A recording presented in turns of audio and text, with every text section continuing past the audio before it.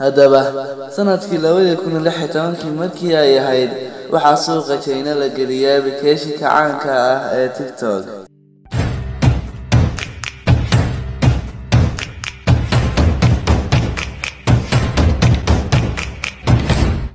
Assalamu alaikum wa rahmatullahi wa barakatuh. Shan Emin وأساسها شبكة تيك توك. ظهر أنت أتنصب إحنا أبليكيشن وحوها مثل شقايا شركة الرقم العابة بيته دانسي وحونها شخص كتو خصوصا ميكرو إلكترونيك سوفتوير إنجينيرين وحونا ديرة ساري دادال كيسا هايد inuu soo saaro barnaamijyo oo kamid aha isugeynta wararka kulli faaqan xaysiin shirkadda lagu magacaabo Beta Dance ayaa waxay soo saartay barnaamijka muuqaalada gaagaaban ee lagu magacaabo Douyin inkastoo magacaas laga bedelay oo hadda loo bedelay magaca caanka ah ee TikTok inkastoo isticmaalayaasha application-kaasi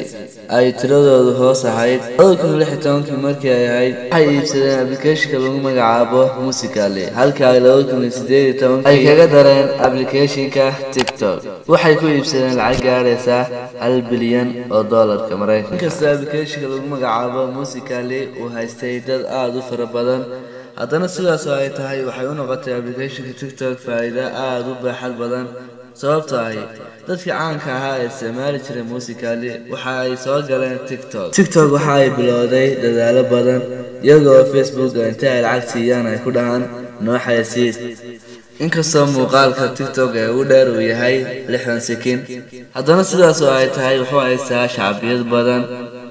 application-ka TikTok waa application-ka kaliya sida fudud ee lagu noqon karo caan haddii aad maanta soo gashid bari iyo saa dambe oo aad tahay qof caan ah sidoo kalena waxaa la dhihi karaa uu ka fudud yahay application-ada kale inkastoo ay iska yar tahay waxa laga faa'iideeyo application-ka TikTok waxaa loo soo saaray dadka iska bilaa camalka ah ee xaafadda iska jooga si ay uga mashquulaan camal la'aanta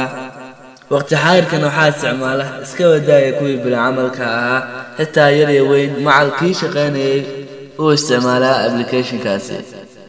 intaa dadka ay kaga faa'iideen waa caanimadaasi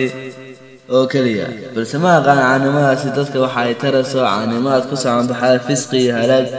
sidoo kalena waqti lumis uu ka luminayo waqtigaaga inta badan malaha waxa ka fiican inaad ku soo gudbisid wax bulshada taraya sidoo kale wanaag ah